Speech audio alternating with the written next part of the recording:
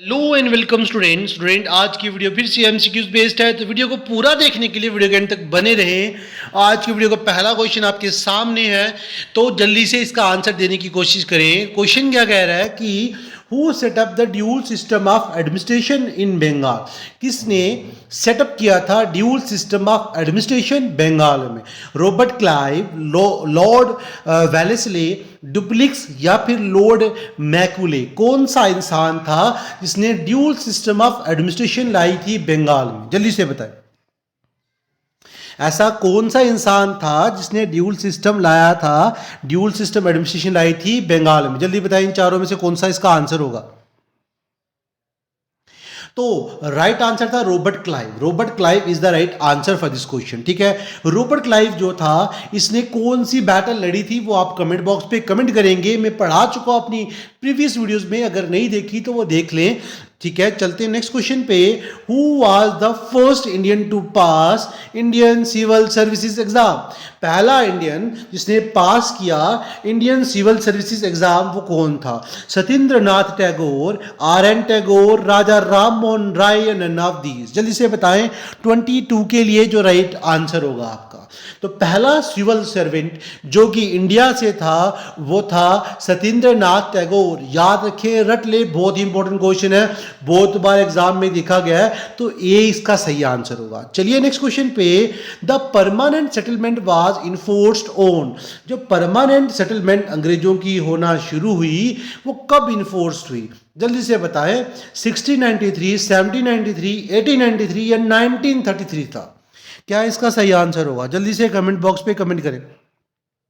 23 के लिए right answer क्या होगा? जल्दी से बताएं। तो इसका जो राइट आंसर था स्टूडेंट वो था B, 1793 is the right answer for this question. चलिए नेक्स्ट क्वेश्चन पे। नेक्स्ट क्वेश्चन आपके सामने है स्टूडेंट, जल्दी से आंसर दिए इसका। देखते हैं कितने बच्चे अच्छे से सही आंसर देते हैं इसका। तो फर्स्ट क्वेश्चन 24 क्वेश्चन क्या कहता है कि subsidiary alliance was introduced bye. ये जो सब्सिडायरी अलायंस था ना, ये किसने इंट्रोड्यूस किया था? ठीक है, जल्दी से बताएं। Lord Wellesley, sir John Shore या रॉबर्ट क्लाइव या लॉर्ड डलहौजी? जल्दी से बताएं क्या सही इसका आंसर होगा। तो आई होप सबने गेस कर लिया होगा। तो इसका जो राइट आंसर है स्टूडेंट वो है A, lord Wellesley is the right answer for this question. चलिए नेक्स्ट क्वेश्चन पे। डैश जज of the supreme court founded the Asiatic society of Bengal in 1784। कौन सा था जज सुप्रीम कोर्ट का जिसने असिस्टिक सोसाइटी ऑफ बंगाल बनाई 1784 में? 1784 में किस इंसान ने, सुप्रीम कोर्ट के जज ने असिस्टिक सोसाइटी ऑफ बंगाल बनाई? Sir William Jones, Warren Hasting, Raja Ram Mohan Roy या लॉर्ड मैकोले? कौन सा था इसका सही आंसर? जल्दी से कमेंट बॉक्स पे कमेंट करें। 25 के लिए राइट आंसर क्या रहेगा आपका? तो स्टूडेंट याद रखें, 25 के लिए जो राइट आंसर है आपका वो है ए। कौन है? Sir William Jones. कौन था? Sir William Jones is the right answer. ये एक सुप्रीम कोर्ट के जज थे जिन्होंने असिस्टिक सोसाइटी ऑफ बंगाल बनाई 1784 में। चलिए नेक्स्ट क्वेश्चन पे कह रहा है, नेक्स्ट क्वेश्चन है student, with which of the Wood's dispatch of 1854 connected. ये वुड डिस्पैच नाम की चीज 1854 में जो हुई थी, 1854 में जो हुई थी, किसके साथ कनेक्ट करती है, किसके साथ जाके मिलती है? इनमें से, इन चारों ऑप्शंस में से। Administrative reform, health services, education या पुलिस एंड पब्लिक ऑर्डर के साथ? जल्दी से बताएं। तो स्टूडेंट सबने गेस कर लिया होगा इसका आंसर। तो इसका जो राइट आंसर है वो C, education is the right answer. ठीक है, याद रखें, वुड डिस्पैच रिलेट करती है या ये कनेक्ट करती है, जुड़ती है, मिलती है, किसके रिलेटेड थी?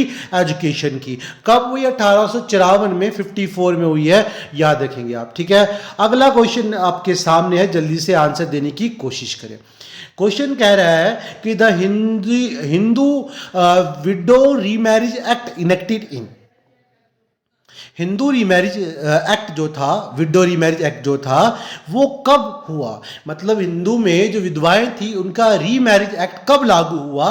जल्दी से कमेंट बॉक्स पे कमेंट करके बताएं। क्या वो 1856 में, 1858 में, 1865 या 1846 में हुआ? जल्दी से बताएं। 27 का राइट आंसर क्या होगा? आई होप सबने गेस कर लिया होगा। इसका जो राइट आंसर है वो है ए 1856 sorry 1856 is the right answer. Next question आपके सामने है, जल्दी से आंसर देने की कोशिश करें। क्वेश्चन क्या कह रहा है, the policy of doctrine of lapse was introduced by, किसने की थी जल्दी से बताएं। डॉक्ट्रिन ऑफ लैप्से की वजह से झांसी को पहले इंडेक्स किया गया था, याद रखिए आप, ठीक है। और ये इंट्रोड्यूस किसने की थी, लॉर्ड वेलेस्ले, विलियम बेंटिक या मैकुले या लॉर्ड डलहौजी। जल्दी बताएं इसका क्या सही आंसर होगा। आई होप सबने गेस कर लिया होगा इसका आंसर। तो स्टूडेंट इसका जो आंसर है वो है D, Lord Dalhousie is the right answer. Lord Dalhousie is the right answer जिसने लाया था। ये था क्या, ये डॉक्ट्रिन ऑफ लैप्से ना एक तरह की एक स्कीम थी जिसे ये राजाओं की गद्दियों को हथिया रहे थे। अब हो क्या रहा था इसमें, ये क्या कर रहे थे कि अगर कोई भी राजा उसका अपना बच्चा नहीं है, गोद लिया है, तो ये उसको उसका वारिस नहीं मानते थे और उसकी गद्दी को छीन लेते थे। This is known as doctrine of lapse, ठीक है, याद रहेगा आपको। चलिए, sepoy mutiny was in the year, sepoy mutiny जो थी वो कौन से साल में हुई है, जल्दी से कमेंट बॉक्स पे कमेंट करें। सिपोय म्यूटनी कौन से साल में हुई है, 1657, 1757, 1765 या फिर 1857, जल्दी से बताएं क्या इसका सही आंसर होगा।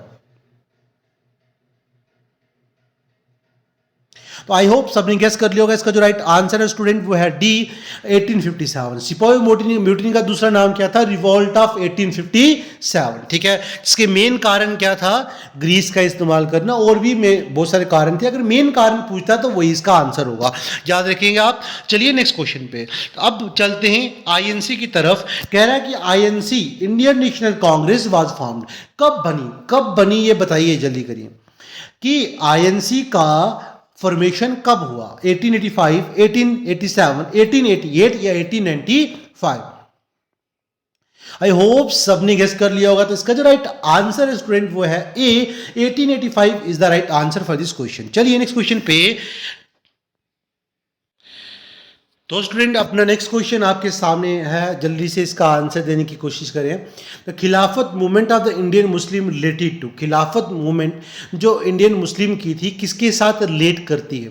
The provision of separate electorate for the Muslim in the act of 1990, the restoration of territories to Turkey captured by Britain in the First World War, the restoration of the Sultan of Turkey who was caliph of the Muslim world, या फिर lifting of the martial law in Punjab. जल्दी से बताएं 31 के लिए जो right answer होगा, ठीक है। अगर आपने उसके बारे में पढ़ा है, हुई कब थी, वो हुई थी 1919 में, ठीक है, जिसको मुस्लिम सारे अपने कैलिप मानते थे, सुल्तान ऑफ टर्की, जिनकी पावर को ब्रिटिश द्वारा छीन लिया गया था, ठीक है। इनकी पावर को रिस्टोरेशन के लिए ये मूवमेंट लड़ी गई थी बाई टूवाली ब्रदर्स, ठीक है, याद है आपको, ठीक है। उस मूवमेंट को खिलाफत मूवमेंट कहते थे। तो इसका आंसर सी होगा। तो C is the right answer for this question. चलिए नेक्स्ट क्वेश्चन पे, क्वेश्चन आपका सामने है, जल्दी से आंसर देने की कोशिश करें।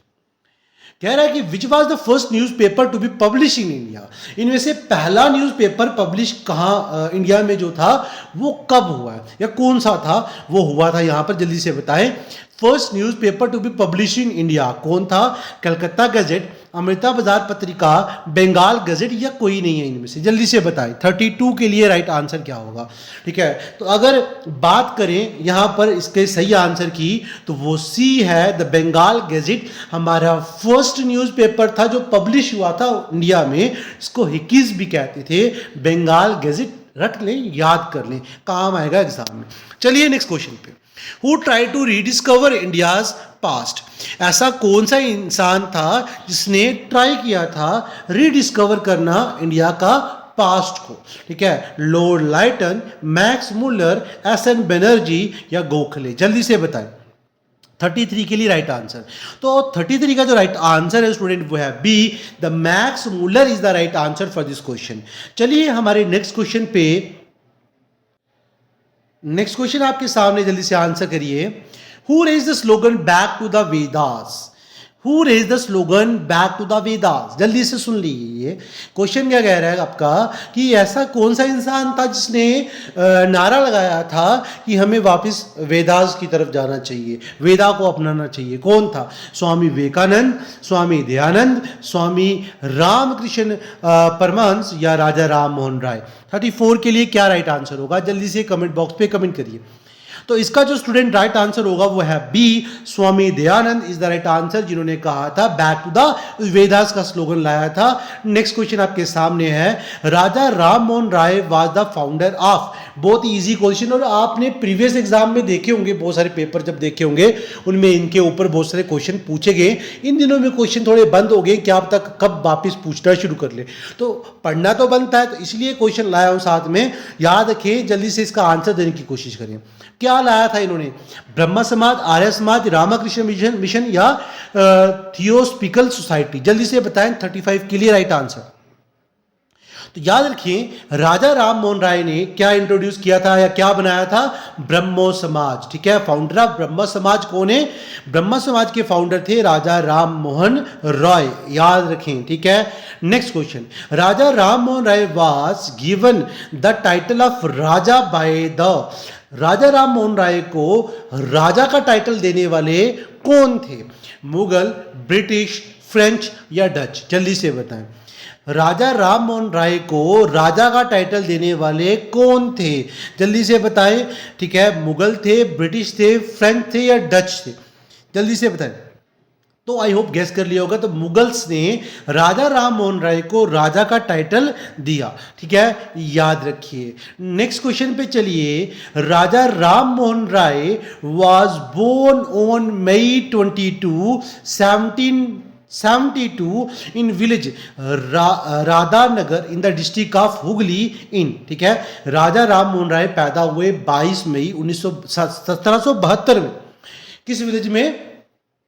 Radhanagar, district of Hooghly. ठीक है, कौन सी जगह पे? बॉम्बे, असम, बंगाल या एमपी? जल्दी से बताएं। 37 का जो राइट आंसर होगा वो होगा C, Bengal is the right answer. चलिए next question, who is regarded as the father of modern India? किसको कहा जाता है फादर ऑफ मॉडर्न इंडिया?